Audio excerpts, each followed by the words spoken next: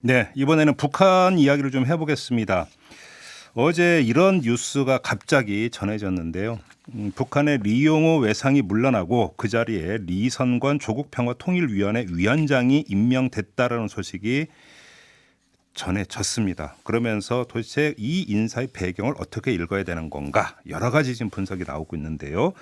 저희 시선집중의 외교안보 자문위원이시죠. 조성열 국가안보전략연구원 자문연구원 연결해서 한번 제대로 분석을 해보도록 하겠습니다. 자, 위원님 나와 계시죠?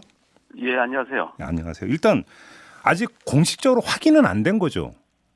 예, 공식적인 거는 우리 공관장 회의에 해당되는 23일경에 확인될 것 같습니다. 예. 근데 현재 여러 가지 그 소식통, 정보 소식통이나 이런 거에 따르면은 거의 확실한 것으로 현재 알려져 있습니다. 아, 뭐 기정사실로 봐도 된다 이런 말씀이고요. 예, 예, 그 장사실로 봐도 될 것 같습니다. 예. 자, 그러면 그냥 단도직입으로 왜 이 사람을 선택을 했을까요?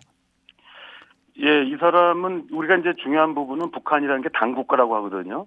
예. 다시 말하면 이 사람이 이제 당 쪽에 있다가 이번에 행정부서라고 할 수 있는 외무상으로 왔습니다. 그렇기 때문에 아, 그렇네요. 예. 예, 이분이 이제 뭐 직접 정책을 결정하고 이런 거라기보다는 북한의 그 1인 지도 체제 하에서 충직하게 김정은 위원장의 뜻을 잘 관철하는 사람이다 이렇게 볼 수 있을 것 같습니다. 그런데 그렇기 때문에 예. 이분의 어떤 경력은 이제 부차적이다 이렇게 볼 수 있을 것 같습니다. 근데 이 사람은 이제 그 군부 출신이고 외교의 경험이 전혀 없는 거에다가 강경파로 알려졌는데 이런 사람을 외상으로 앉혔다라고 하는 것은 대미 강경 노선을 계속 끌고 가겠다는 뜻 아니냐 이런 식으로 지금 분석이 나오던데요. 이런 분석에 동의하세요? 일단 이분이 이제 당 전원회의 결정에 따라서 예. 이거를 이제 외무성에서 관철하기 위해서 온 거라고 볼 수 있고요. 네. 이분이 이제 아무래도 군 출신이다 보니까 강경파라는 이미지가 붙어 있지만 지금까지 보면 이분이 특별히 뭐 정책 내용에서 강경파라기보다는 좀 말이 거친 사람이라고 볼 수 있습니다. 네. 예, 그렇기 때문에 우리가 뭐 일반적으로 또 말이 부드럽다고 그분이 온건파는 아닌 것처럼 말이 거칠다고 꼭 강경파다 그래서 미리 낙인 찍힐 필요는 없을 것 같습니다. 지금 위원께서 그 말이 거칠다는 말씀하셨으니까 잠깐만 요거 하나만 좀 짚고 넘어갈게요, 위원님. 그러니까 지금 뭔가 모든 언론이 그러니까 이 그 외상 임명 소식을 전하면서 따라 뭔가 붙고 있는 게 이건데 냉면이 목구멍으로 넘어가느냐 발언이 있지 않습니까? 예, 그렇습니다. 예. 그러면서 당시 이제 그 남북 정상회담에 이제 동행 수행했던 그 재벌 총수들한테 이런 얘기를 했다고 이제 전해졌는데 호통을 친 것으로 야단친 것으로 전해졌는데 진실이 뭐예요? 예, 그거는 좀 사실이 아닌 걸로 이제 밝혀진 것 같습니다. 그래요? 나중에 예. 당시 참석했던 경제계 인사들 말로는 당시 이제 농담 분위기에서 한 것이지. 네. 이 사람이 이제 물론 이제 우리 한국 내에서는 이제 그런 농담을 함부로 하지는 않습니다만은 네. 이 사람이 군 출신인데다가 말이 거칠다 보니까 좀 거침없이 농담을 한 것으로 받아들였고요. 실제로 참석자들의 대부분은 그냥 농담인 줄 알고 넘어갔고 나중에 그런 얘기 했다고 하니까 맞아 그때 그런 얘기 했었지 이런 정도 분위기였다는 걸로 알고 있습니다. 아, 그래요? 알겠습니다. 자, 그럼 한번 정리를 해보죠. 위원님이 파악하고 있는 리상권은 어떤 사람으로 그 정리할 수 있을까요? 일단 인민군 대자 출신이고요. 예. 김영철 당 부위원장의 어떤 거의 뭐 최측근이라고 보는 건 틀림없을 것 같습니다. 그러게요. 예. 네, 이분이 움직일 때마다 같이 그 바로 밑에 직급으로 같이 움직였고요. 예. 또 이 사람이 이제 그 조국 평화통일위원회 이제 부위원장을 지금 현재 맡고 있고 남북 군사실무회담 이제 북측 수석 대표를 맡았습니다. 그런데 가장 최근에는 이제 그 고위급 회담, 이제 장관급 회담이죠. 예. 그래서 조명철 통일부 장관, 당시 통일부 장관과 파트너로서 조명균, 조명균입니다. 죄송합니다. 예. 조명균 장관과 이제 파트너가 됐던 그렇죠. 이런 인물이고요. 예. 그래서 다만 이제 이례적이라고 한다면은 이 사람이 이제 외무상이 됐기 때문에 당연직이라고 할 수 있는 당 중앙위원회는 위원은 됐는데 정치국 위원이라든지 또는 이제 후보위원 그리고 국무위원 이런 요직은 아직 차지하지 않고 있습니다. 예. 이 부분은 이제 현재 그렇기 때문에 이 사람이 이상이 낫다라고 보기는 어렵고요. 앞으로 이제 추가적인 인사 개편을 통해서 다른 보직을 맡을 수도 있다고 생각합니다. 그러면 사실은 그 북한에서의 외교 총책은 외상이 아니라 당 외교부장이라고 봐야 되는 거죠, 위원님? 예, 당 국제부장입니다. 국제부장. 당 국제부장인데 작년 연말에 러시아 대사였던 김영준이 당 국제부장을 맡은 걸로 알려져 있습니다. 그 사람은 어떤 사람이에요? 예, 당 국제부장인 사람은 이제 아마 러시아 대사를 오래 했고요. 네.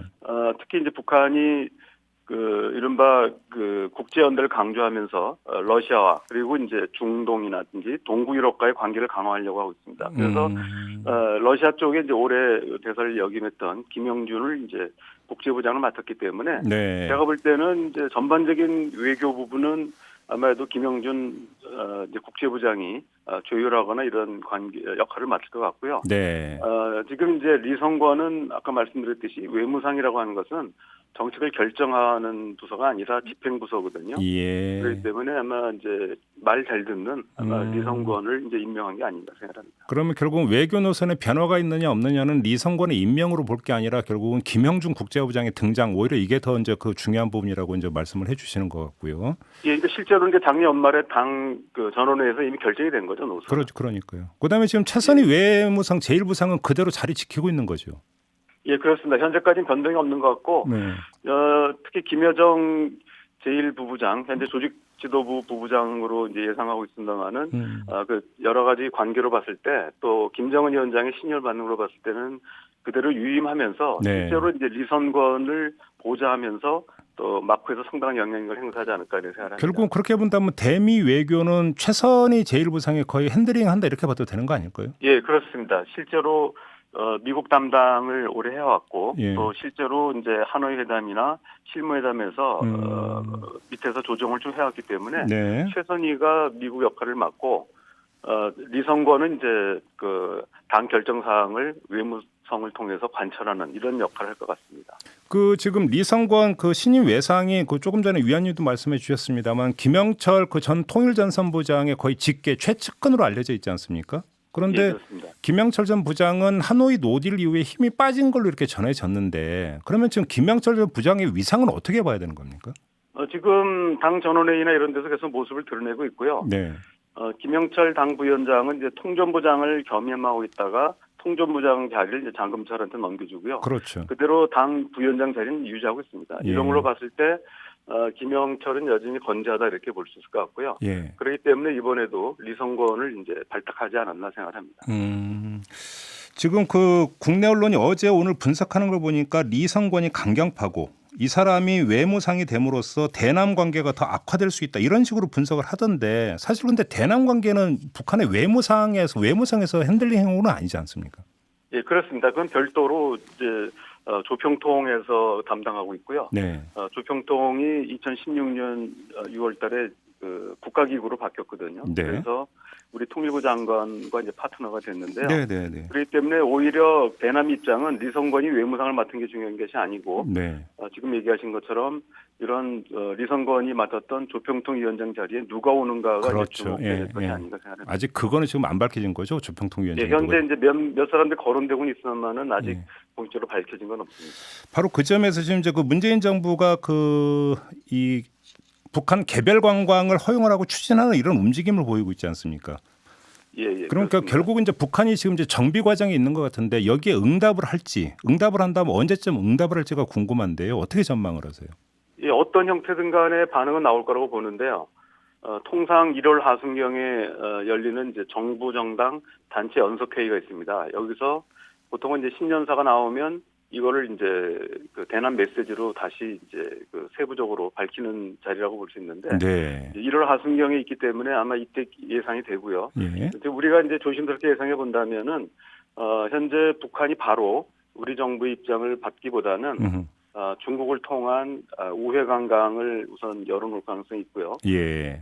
특히 이제 3월달에 실시가 예정돼 있는 키리저브 훈련. 지금 이제 이름 바꿔서 동맹 20-1인데 예. 이 상황하고 그다음에 아무래도 우리 대북 정책의 지속성을 이제 봐야 되기 때문에 4.15 총선 결과 이런 걸 봐서 저는 이제 그 이후에나 우리 정부와의 접촉이나 이런 걸 반응은 나올 거라고 보고요. 예. 그래서 아마 개별 관광은 허용은 하되 정부가 이제 할 수 있는 신변 안전 보장 각서라든지 육로 관광이라든지 육로 관광 이런 부분들은 조금 시간이 걸리지 않을까 생각합니다. 그러면 아무래도 4월 총선이 지난 다음에나 아마 열릴 것이다 이렇게 보시는 거네요. 예. 아마 중국을 통한 개별 관광은 가능하다고 봅니다. 그러나. 근데 중국을 통한 개별 관광도 북한이 비자를 내줘야 가능하다면서요. 예, 정확하게는 이제 방문 증명서인데요. 예. 그거는 북한이 유연하게 나오지 않을까 생각합니다. 왜냐하면 북한이 그동안에도 우리 민간 단체를 통해서 이 개별 관광을 타진한 적이 있었거든요. 아, 그랬나요? 예. 예, 아마도 이제 국가 관계가 아니까 비자라고 하지 않고 이제 방문 증명서라고 하는데요. 네. 그 부분은 아마 중국을 통해서라도 개별 관광의 경우는 북한이 승인하지 않을까 이런. 그러면 북한이 그 개별 관광에 따른 방문 증명서를 발급해 준다면 그 남측과의 어떤 관광 교류를 활성화할 수 있는 의지는 있는 것으로 일단 간접 표명한 것으로는 해석을 해도 되는 거죠, 그러면? 예, 그렇죠. 그 출발점이라고 볼 수 있습니다. 다만 네. 이제 한반도 상황을 보고해야 되기 때문에 네. 당국자 회담은 조금 이제 늦출 가능성이 있다고 저는 전망하고 있습니다. 알겠습니다. 자, 말씀 여기까지 들을게요. 고맙습니다, 위원님. 예, 감사합니다. 네, 지금까지 조성열 국가안보전략연구원 자문연구위원과 함께했습니다. 이슈의 핵심을 꿰뚫는 예리한 시선, 믿고 듣는 진품 시사, 김종배 시선 집중.